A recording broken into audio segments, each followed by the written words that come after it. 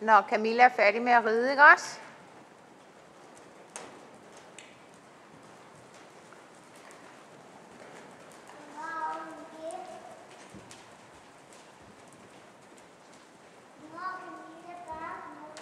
Når hun støjer hesten.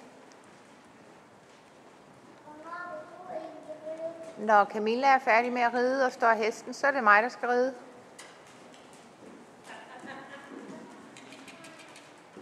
Vil du have en pisk til at... Vil du have en pisk til at jage lidt på? Nej, det plejer jeg ikke.